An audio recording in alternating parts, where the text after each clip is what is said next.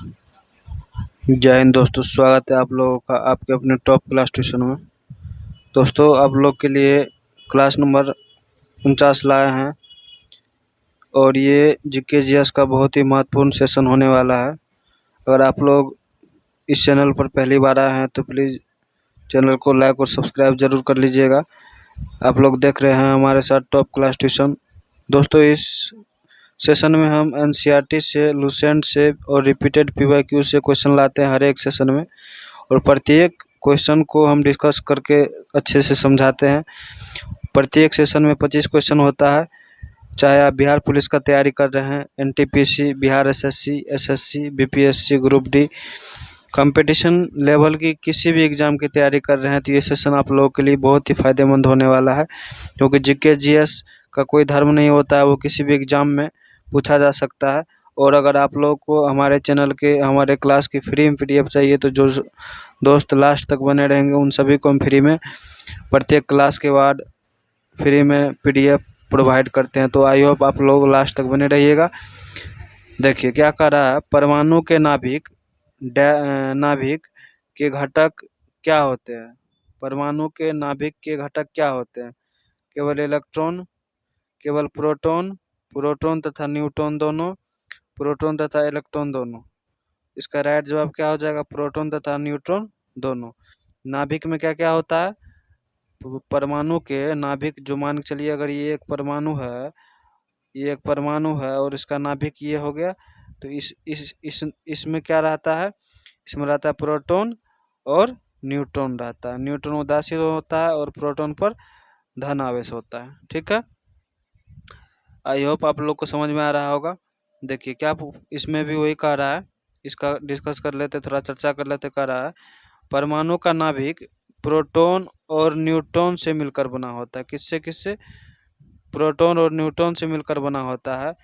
Electron नाभिक के बाहर कक्षाओं में घूमता है। इलेक्ट्रॉन जो होता है वो इलेक्ट्रॉन नाभिक के चारों ओर घूमता है, और इलेक्ट्रॉन पर आप लोग से अगर पूछे कि कौन सा आवेश रहता है तो इलेक्ट्रॉन पर कौन सा आवेश रहता है बताइए आप लोग?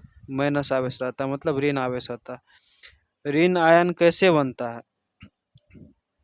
इलेक्ट्रॉन के संयोजन से, इलेक्ट्रॉन के निष्कासन से, प्रोटॉन के संयोजन से, प्रोटॉन के निष्कासन से। तो प्रोटॉन में तो दोस्तों ऋण आयन की कोई बात ही नहीं है, क्योंकि प्रोटॉन पर धन आवेश होता है। बात रही इलेक्ट्रॉन, तो इलेक्ट्रॉन अगर हम त्याग देंगे या फिर ले लेंगे तो इसमें ऋण आवेश की बात कर रहा है। तो जब हम इलेक्ट्रॉन को ले लेंगे, ग्रहण कर लेंगे, तब यहाँ पर ऋण आवेश आ जाएगा। इसलिए इसके अनुसार ऑप्शन नंबर ए आपका राइट जवाब हो जाएगा। क्या हो जाएगा? Option number A.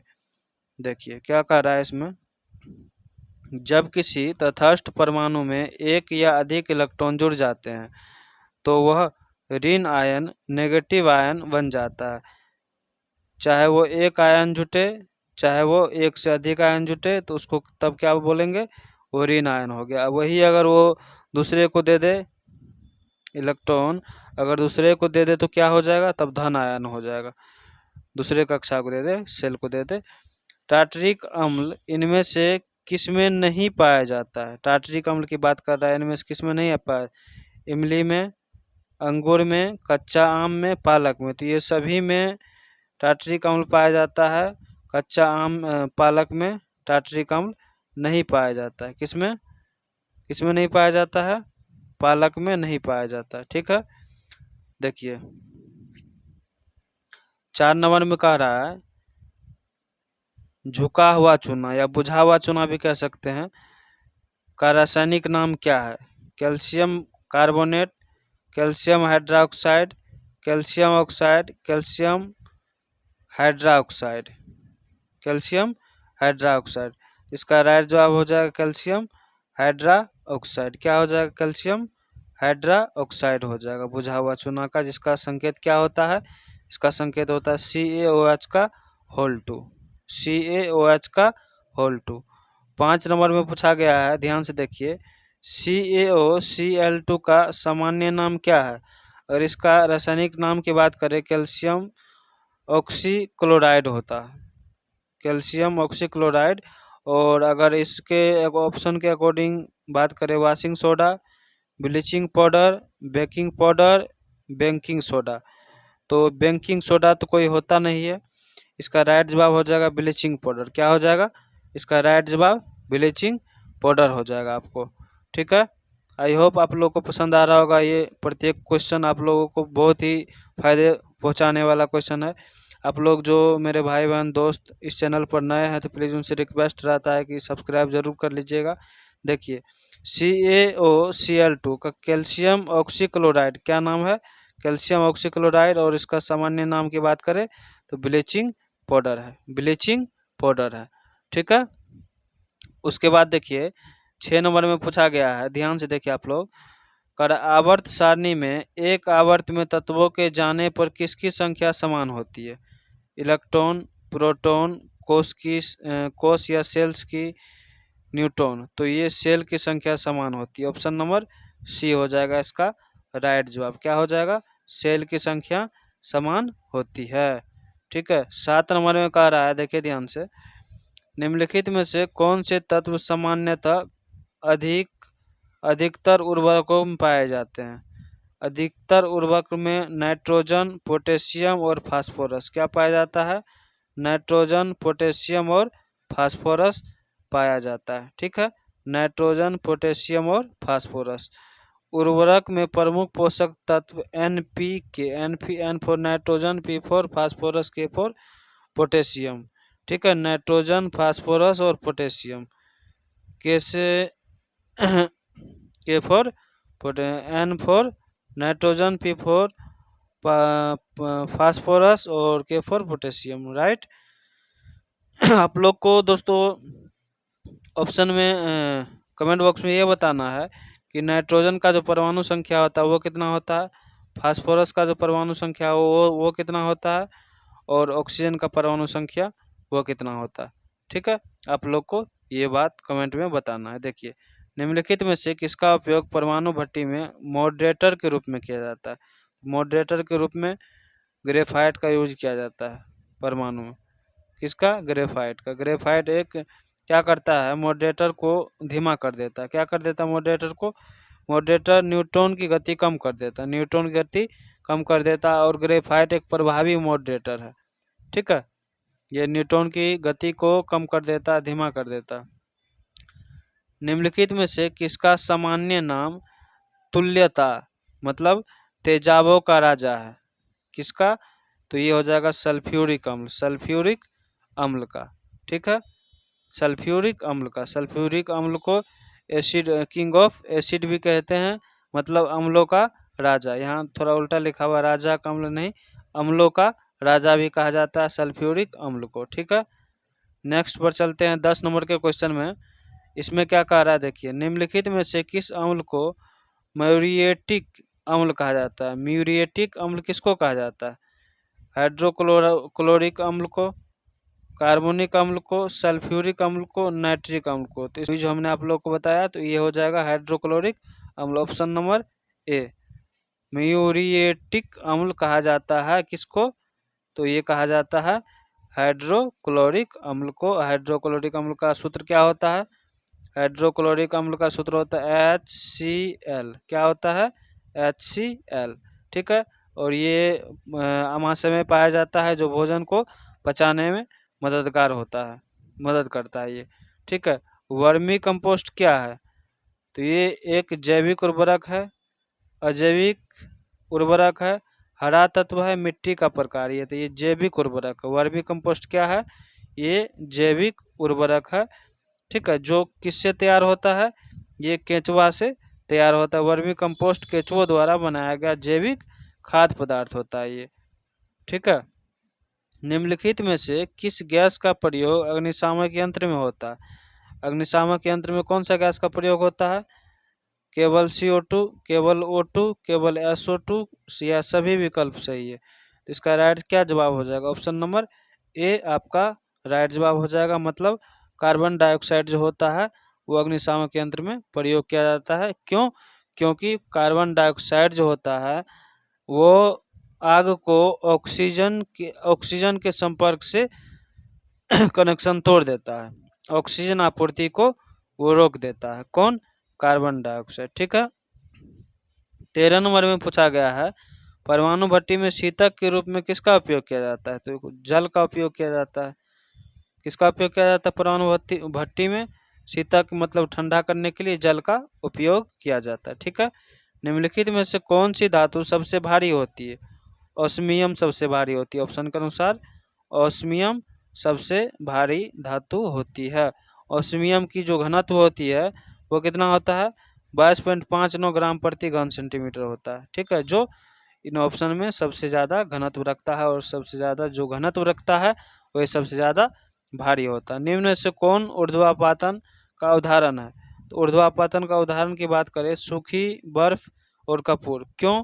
क्योंकि अगर सूखी बर्फ बिना पानी में कन्वर्ट हुए ही ये उड़ जाता है, और कपूर भी जल जाता है, और कपूर भी बिना पानी में, पानी मतलब लिक्विड, बिना लिक्विड बने ही ये वाष्प बन जाता है। जैसे सूखी बर्फ होता है, हवा बन जाता है, गैस बन के उड़ जाता है। ठीक है।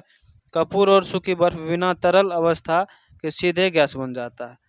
कपूर और सूखी बर्फ बिना तरल अवस्था के सीधे गैस बन जाता है, उसी को ऊर्ध्वापातन कहते हैं, जो तरल ना बने और गैस बन जाए तुरंत। सिलिकॉन का उपयोग इनमें से किस में नहीं होता है? तो स्याही घोल में नहीं होता, बाद में इन सभी में सिलिकॉन का घोल। लेकिन आपका जवाब क्या हो जाएगा? Option number D. Option number D. ठीक है। 17 नंबर में क्या पूछ रहा है, देखिए ध्यान से। कह रहा है, परमाणु भट्टी में नियंत्रक छर्रों के रूप में किसका उपयोग होता है? किसका? बोरोन का उपयोग होता है। किसका उपयोग होता है? बोरोन का। Option number D. Boron neutron को अवशोषित करता है, इसलिए इसे नियंत्रक छर्रों में प्रयोग करते हैं। इसलिए इसको नियंत्रक छड़ में प्रयोग करते हैं। 18 नंबर में है, बारूद बनाने के लिए किसका उपयोग होता है? तो बारूद बनाने के लिए जो उपयोग होता है, एथिल अल्कोहल का, आयरन ऑक्साइड का, नाइट्रोग्लिसरीन का, या कॉपर सल्फेट का? तो नाइट्रोग्लिसरीन का। ऑप्शन नंबर सी इसका राइट जवाब हो जाएगा। नाइट्रोग्लिसरीन का डायनामाइट बनाने के यह एक मुख्य घटक है। ठीक है। 19 नंबर में पूछा गया, औद्योगिक नाइट्रिक अम्ल को रंगीन करने के लिए निम्न में से किसका उपयोग किया जाता है? किसका उपयोग? कार्बन डाइऑक्साइड, सल्फर डाइऑक्साइड, रंगीन योजक, नाइट्रोजन डाइऑक्साइड। 19 का हो जाएगा नाइट्रोजन ऑक्साइड डाइऑक्साइड, मतलब ऑप्शन नंबर डी का इसका राइट जवाब हो जाएगा। ठीक है। नेक्स्ट 20 नंबर पे चलते हैं। 20 नंबर में क्या करा है, देखिए। फलों को पकाने के लिए निम्न में से किसका उपयोग होता है? तो फल को पकाने के लिए जो उपयोग होता है, एथिलीन का उपयोग होता है। Option number A. ठीक है। एथिलीन का उपयोग होता है, लेकिन इसमें आपको आंसर गलत दिया हुआ है। ये आंसर गलत है, एथिलीन होगा। यहाँ पर इंग्लिश में सही लिखा हुआ है, लेकिन हिंदी में गलत लिखा हुआ है। ठीक है। इसलिए आपको एथिलीन ऑप्शन नंबर ए में जाना है। एथिलीन ऑप्शन नंबर ए में है। ठीक है। नेक्स्ट चलते हैं क्वेश्चन पे। क्या पूछ रहा है? 21 नंबर में, गोबर गैस का प्रमुख घटक क्या है? तो गोबर गैस का प्रमुख घटक सी। ऑप्शन नंबर सी मीथेन है। गोबर गैस का प्रमुख घटक मीथेन है, जिसका जो सामान्य सूत्र होता है CH4 होता है। इसमें कार्बन की जो मात्रा होती है 1 होती है, और हाइड्रोजन की जो मात्रा होती है वो 4 होती है। एक कार्बन की अणु और परमाणु और हाइड्रोजन का 4 परमाणु मिलकर के मीथेन बनाता है। सेंधा नमक में कौन सा तत्व प्रमुख रूप से होता है? तो सेंधा नमक में जो होता है सबसे प्रमुख रूप में क्या होता है? सोडियम होता है। क्या होता है? Sodium, NaCl। इसका सूत्र सामान्य नमक का सूत्र है NaCl। ठीक है। NaCl सामान्य नमक, और सेंधा नमक है सोडियम क्लोराइड NaCl होता है, जो सोडियम का एक महत्वपूर्ण स्रोत भी है। 23 में कह रहा है, निम्न में से कौन सी एक संक्रमण धातु नहीं है? संक्रमण धातु नहीं है। तो सीसा जो है ये संक्रमण धातु नहीं है। Option number A. बाद बाकी इनमें से सभी संक्रमण धातु है। पी ब्लॉक के तत्व क्या कह रहा है? ये पी ब्लॉक का तत्व है। जो पी ब्लॉक का तत्व होता है वो संक्रमण धातु नहीं होता। ठीक है। सीसा Pb संक्रमण धातु नहीं है, यह पी ब्लॉक का तत्व है। ठीक है। जो पी ब्लॉक का तत्व होता है वो संक्रमण धातु नहीं होता है। ठीक है। 24 में पूछ रहा है, देखिए ध्यान से, कह रहा है कि निम्न में से मिलान में सही युग्म चुनिए। तो इसका राइट जवाब क्या हो जाएगा? इसका राइट जवाब हो जाना चाहिए आपको, इसका राइट जवाब बी हो जाना चाहिए। बी का मतलब आपको दिखा देते हैं, देखिए ध्यान से, बी होगा। और इसमें क्या हो जाएगा? अम्लीय का हो जाएगा, कार्बोनेट पे CO2 के कारण अम्लीय होता है, क्षारीय साबुन क्षारीय होता है, न्यूट्रल अशुद्ध जल होता है, न्यूट्रल होता है। ठीक है, अशुद्ध जल न्यूट्रल होता है। लास्ट क्वेश्चन है, अगर आप लोगों ने अभी तक हमारे चैनल को सब्सक्राइब नहीं किया तो प्लीज सब्सक्राइब जरूर कर दीजिए। निम्न में से कौन सा तत्व रेडियोधर्मी प्रवृत्ति का है? रेडियोधर्मी प्रवृत्ति का है तो क्या हो जाएगा? Helium, sodium, thorium, platinum. इसका राइट जवाब, इसका राइट जवाब थोरियम हो जाएगा। क्या हो जाएगा? इसका राइट जवाब थोरियम हो जाएगा, ऑप्शन नंबर सी हो जाएगा। ठीक है दोस्तों, यहाँ तक अगर आप लोग आ गए हैं मेरे साथ, तो जिन लोगों को फ्री में PDF चाहिए तो इसको क्लिक करके कॉपी करके हमारे डिस्क्रिप्शन में दिया हुआ है ये लिंक, वहाँ से हमें टेलीग्राम पे फॉलो करके आप लोग को जिस क्लास की PDF चाहिए आप लोग वहाँ पे कमेंट कीजिए, हम आप लोग को फ्री में देंगे। ठीक है, फिर नेक्स्ट क्लास की तैयारी के लिए आप लोग हमारा इंतज़ार ज़रूर कीजिएगा। हम नेक्स्ट क्लास फिर लेकर के आएंगे इसी तरह से ताबड़तोड़ क्वेश्चन के साथ और एक पर एक क्वेश्चन के साथ। ठीक है, तब तक आप लोग अपना तैयारी में लगे रहिए। थैंक यू, मिलते हैं नेक्स्ट क्लास में।